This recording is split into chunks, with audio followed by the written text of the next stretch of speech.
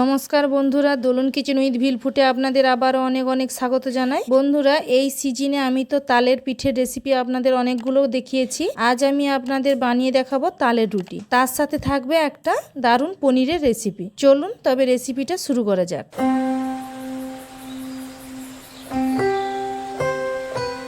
দেখুন বন্ধুরা, এখানে আমি আগে থেকেই তালের মাড় বের করে রেখেছি।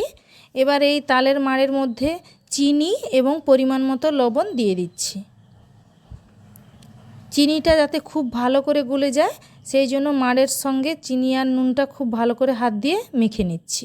ভিডিওটি স্কিপ না করে প্রথম থেকে শেষ পর্যন্ত দেখতে থাকুন।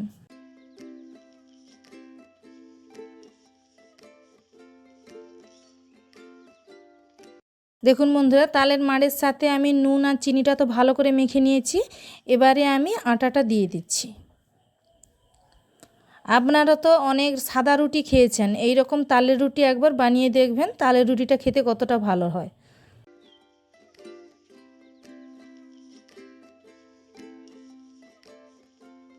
দেখুন বন্ধুরা, এই মাড়ের মধ্যে একটু একটু করে আমি আটা মেখে নেব। যতক্ষণ না শক্ত হচ্ছে ততক্ষণ এর মধ্যে আটা দিতে থাকবো।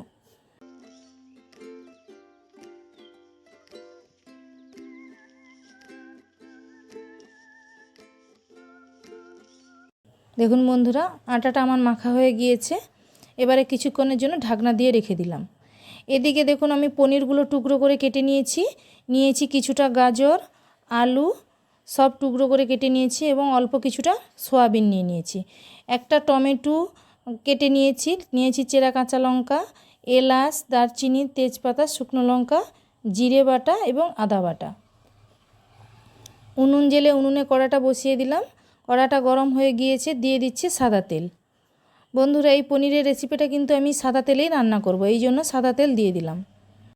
তেলটা হালকা গরম হয়ে গিয়েছে, এবারে পনিরগুলো দিয়ে দেব। পনির ভাজার সময় তেলটা কিন্তু খুব কড়া গরম করবেন না, হালকা গরম হয়ে গেলেই এর মধ্যে পনিরগুলো দিয়ে দেবেন।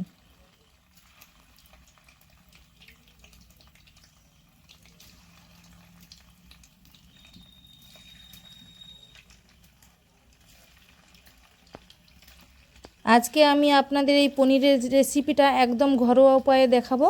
আপনারা তো পনিরের অনেক রকম রেসিপি খেয়েছেন, একবার এই যে আমার ঘরোয়া পদ্ধতিতে এই যে পনিরের রেসিপিটা একবার বাড়িতে ট্রাই করে দেখবেন। এই রেসিপিটা খুবই ভালো, রুটির সাথে খেতে দারুণ লাগে। দেখুন বন্ধুরা, পনিরটা যাতে কড়ার নিচে লেগে না যায় সেই জন্য অল্প একটু হলুদ গুঁড়ো ছড়িয়ে দিলাম। দেখুন বন্ধুরা, পনিরটা আমার একদম কড়ার গায়ে লাগেনি, কত সুন্দর ছেড়ে এসেছে।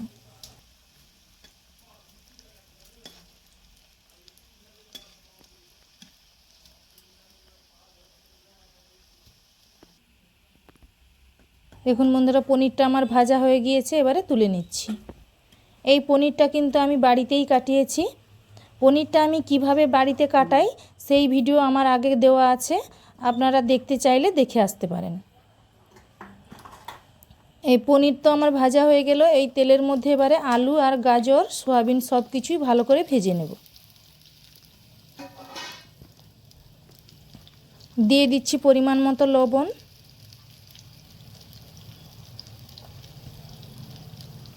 এবারে ঢাকনা দিয়ে এগুলো খুব ভালো করে তেলের মধ্যে ভেজে নেব।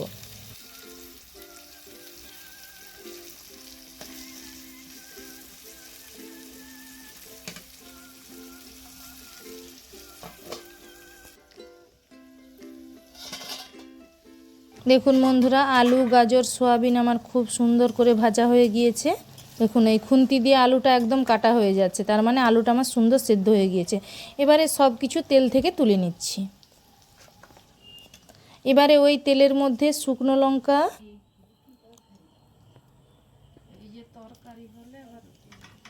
দুটো এলাচ ছড়ে দিয়ে দিলাম, দারচিনি এবং দুটো তেজপাতা,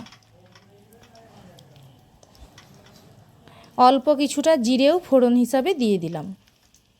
এই সব কিছু ফোড়নে দিলে এর যে একটা সেন্ট হয়, এটা কিন্তু খুব সুন্দর হয়। এর সেন্টটা আপনারা যখন পনির রান্না করবেন এই রকম সব কিছু এলাচ, দারচিনি, শুকনো লঙ্কা, তেজপাতা, জিরে এগুলো সব অল্প অল্প করে ফোড়নে দিয়ে দেবেন। এবারে দিয়ে দিচ্ছি চেরা কাঁচা লঙ্কা, টমেটোটাও দিয়ে দিলাম।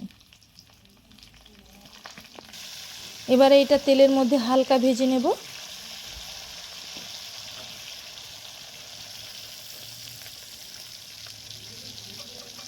এবারে দিয়ে দিচ্ছি আদা বাটা, জিরে বাটা,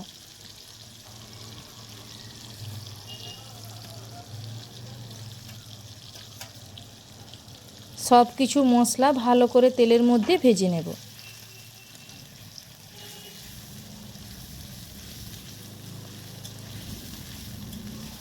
এবারে অল্প পরিমাণে হলুদ গুঁড়োও দিয়ে দিলাম।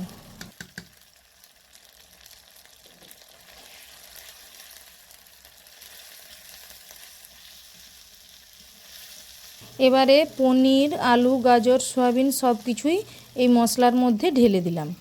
এবারে মশলার সাথে এগুলো কিছুক্ষণ ধরে আমি ভালো করে কষে নেব।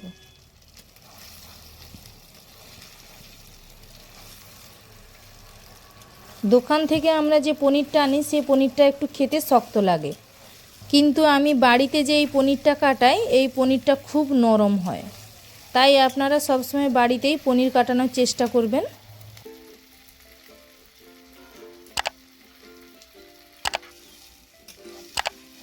মশলার সাথে তো আমার সব কিছু ভালো করে কষানো হয়ে গিয়েছে। এবারে মশলা বাটা জলটা দিয়ে দিলাম।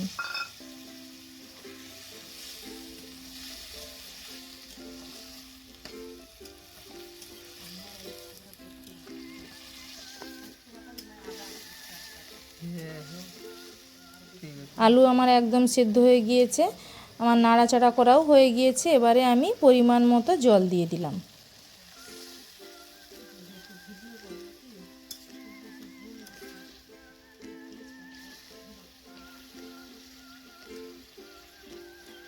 দেখুন বন্ধুরা, পনিরের এই রেসিপিটা দেখতে সাদামাটা হলেও এর টেস্ট কিন্তু অসাধারণ।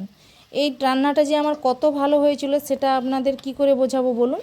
এর রান্নাটা আমার কতটা টেস্ট হয়েছে সেই জন্য সেটা জানতে হলে আমার এখানে আপনাদের আসতে হবে। বন্ধুরা, পনিরের রান্নাটা হতে থাক, এদিকে আমি রুটিটা বেলে নিচ্ছি।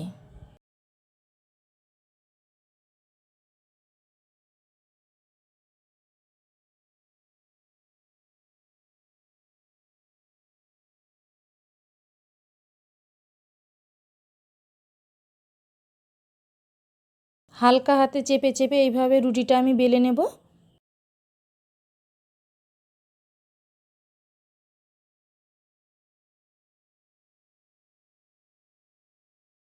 দেখুন বন্ধুরা, একটা রুটি তো আমার বেলা হয়ে গেল। এইভাবে আমি সব রুটিগুলোই বেলে নেব।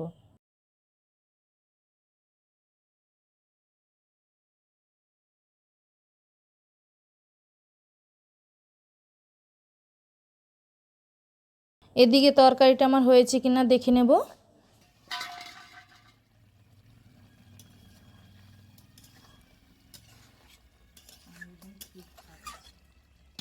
বন্ধুরা, পনিরের তরকারিটা তো আমার হয়ে গিয়েছে, এবারে ঢেলে নিয়েছি। এদিকে উনুনে একটা তাওয়া বসিয়ে দিয়েছি, এবারে এখানে রুটিগুলোও ভেজে নেব। তালের রুটি ভাজার সময় কিন্তু জ্বালনের আঁচটা একটু কমই রাখবেন, কারণ বেশি আঁচ লাগলে তালের জিনিস তো চট করে কালো হয়ে যায়। সেই জন্য অল্প আঁচেই রুটিটা ভেজে নিতে হবে। দেখুন বন্ধুরা, রুটিগুলো আমার কত সুন্দর ফুলে উঠেছে। এইভাবে রুটিগুলো আমি ভেজে নেব। তাহলে বন্ধুরা, আমার এই পনিরের রেসিপিটা আপনাদের কেমন লেগেছে অবশ্যই আপনারা কমেন্ট করে জানাবেন। ভিডিওটি ভালো লেগে থাকলে অবশ্যই একটা লাইক করবেন। চ্যানেলে যদি নতুন হয়ে থাকেন চ্যানেলটিকে অবশ্যই সাবস্ক্রাইব করবেন এই রকম নিত্য নতুন রেসিপি সবার আগে পাওয়ার জন্য। নমস্কার, তাহলে দেখা হচ্ছে পরের ভিডিওতে।